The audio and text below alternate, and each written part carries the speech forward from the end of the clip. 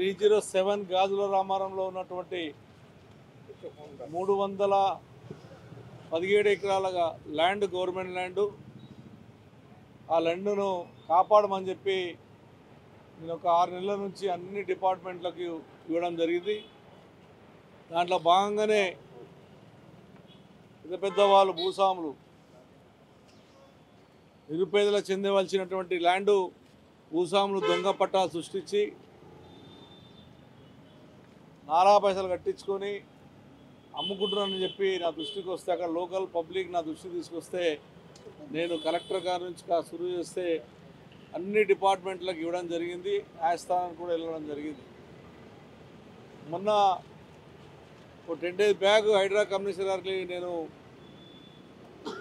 వచ్చి కంప్లైంట్ ఇవ్వడం వల్ల ఇమ్మీడియట్గా యాక్షన్ తీసుకొని దాన్ని అక్కడ కబ్జా పెట్టినటువంటి పెద్దలు ఉంటే దానికి ఫెన్సింగ్ వేసి కాపాడాలని చెప్పి హైడ్రా కమిషన్ చేసినప్పటికీ చేసిన 15-20 నిమిషాలు హైడ్రా కమిషన్ 20 నిమిషాలనే దాన్ని తొలగించి మళ్ళా యథావిధిగా కొనసాగిస్తున్నారు. ఇది పక్కా గవర్నమెంట్ ల్యాండు అని చెప్పి మళ్ళా కంప్లైంట్ చేయకొచ్చాను. నేను ఒకటే, ఈ ప్రభుత్వము బీద ప్రజల తెరువుకోకుండా ఉన్నటువంటి వాళ్ళు కోట్లాది కోట్ల రూపాయలు గవర్నమెంట్ ల్యాండ్ల పేరు చెప్పి ప్రైవేట్ సర్వే నెంబర్ అనేసి రెగ్యులరైజ్ చేసి ఈ 307 ల్యాండ్ 22Aలో ఉన్నప్పటికీ ఎంఆర్ఓ దాన్ని నారా పైసలు కట్టించుకున్నాడు. దానికి ఆ భూస్వామి ఎంబడే బిల్డర్ గీయడము, బిల్డర్ కూడా ఫ్రీలాన్స్ చేయబోతూ ఉన్నాడు. దీనివల్ల కొనుక్కున్నటువంటి వాళ్ళు ఎవరైతే మధ్యతరగతి కుటుంబాలు ఉన్నారో నష్టపోయే ప్రమాదం ఉంది. కాబట్టి ఎట్టి పరిస్థితుల్లో 307లో ఏది అన్నా ప్రైవేట్ వాళ్ళు అమ్మితే మీరు కొనొద్దని చెప్పి నేను ఒక శాసనసభ్యునిగా విజ్ఞప్తి చేస్తూ ఉన్నాను. ఇది గవర్నమెంట్ ల్యాండ్, ఇది న్యాయస్థానంలో నడుస్తూ ఉంది. కాబట్టి దీన్ని కొనొద్దని చెప్పిన విజ్ఞప్తి ఇప్పటికే చాలామందికి తీసుకున్నట్టుగా మాకు ఉన్న ఇన్ఫర్మేషన్. అస్వంటల్లో కాపాడాలని, అదేవిధంగా కుక్కడపల్లి కాన్సెన్స్లో కూడా ఇప్పటికీ డబుల్ బెడ్రూమ్ ల్యాండ్ లేదు మాకు. ఈ ల్యాండు మాకు కానీ షేర్లింగంపల్లి కానీ కొత్తలపూర్ కానీ ఈ ల్యాండ్ని డబుల్ బెడ్రూమ్లు కేటాయించాలని చెప్పి నేను ప్రభుత్వాన్ని విజ్ఞప్తి చేస్తూ ఉన్నాను. హైడ్రా కమిషనర్ గారు కూడా దీని విషయంలో సానుకూలంగా స్పందించిండు. గవర్నమెంట్ ల్యాండ్ అవుతుంది కాబట్టి ఎట్టిపల్ల గవర్నమెంట్ ల్యాండే కాబట్టి దీన్ని ఎట్టిపల్లలో కాపాడుతాము, దీన్ని ప్రజలకు చెందే విధంగా చర్యలు చేపడతామని చెప్పి ఇప్పుడే చెప్పడం జరిగింది.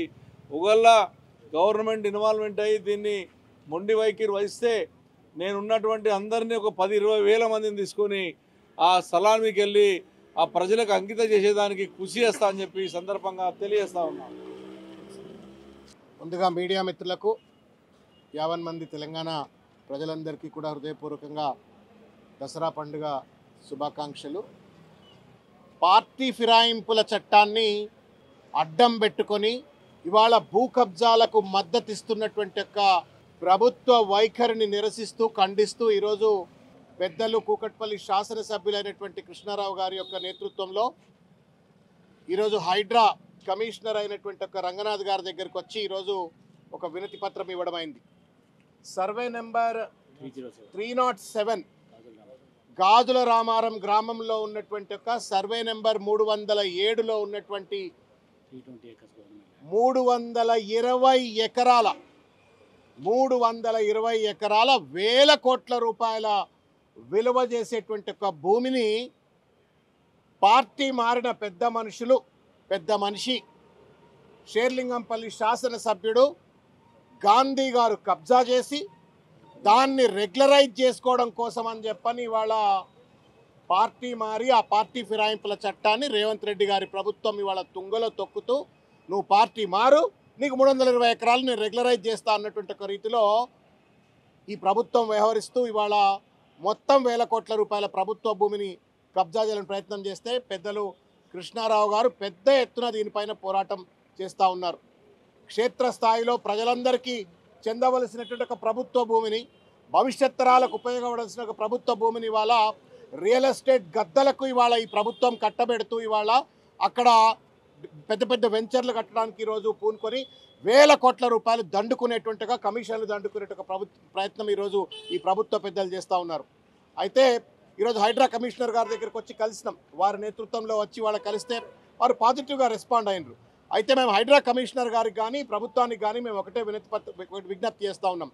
మీరు మిగతా ఎక్కడెక్కడైతే ఏ రకంగానైతే కబ్జాలు జరిగినాయని చెప్పిన దగ్గర ఏ రకంగానైతే మీరు మీ హైడ్రా ఫోర్సెస్నో పోలీస్ ఫోర్సెస్నో ఎట్లయితే డిప్లాయ్ చేసి ఆ భూమిలో మళ్ళీ ఎవడు కూడా ఇంచు భూమిని ముట్టుకునేటువంటి ధైర్యం చేయకుండా, కాలు పెట్టే ధైర్యం చేయకుండా ఎట్లయితే మీరు కట్టడి చేసేటువంటి ఒక ప్రయత్నాలు మీరు సామాన్యమైన ప్రజలకు సంబంధించిన కబ్జాలకు వ్యవహరిస్తున్నారో, ఈ పార్టీ ఫిరాయింపులు ఆయన చేసినటువంటి కాంగ్రెస్ పార్టీలో చేరి ఇవాళ భూ కబ్జాలకు పాల్పడుతున్నటువంటి షేర్లింగంపల్లి శాసనసభ్యుడు గాంధీ గారు ఆయన అనునులకు సంబంధించిన వ్యవహారాన్ని కూడా అదే కఠినమైనటువంటి తీరులో వ్యవహరించాలని చెప్పని వారికి విజ్ఞప్తి చేయటమైంది.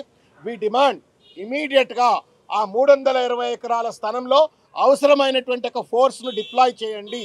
ఒకవేళ హైడ్రాలో తక్కువ ఫోర్స్ ఉంటే మీరు కోఆప్ ఫ్రమ్ లోకల్ పోలీసు వాళ్ళతోటైనా మీరు కోఆప్ చేసుకోరైనా సరే అక్కడ పోలీసులను డిప్లాయ్ చేసి అక్కడ గాంధీ వాళ్ళ గుండాలు వాళ్ళ రియల్ ఎస్టేట్ బిల్డర్లు వచ్చి ఆ యొక్క ఇంచు భూమిని కూడా కబ్జా చేయకుండా దాన్ని కాపాడాలని చెప్పని కోరుతా ఉన్నాం.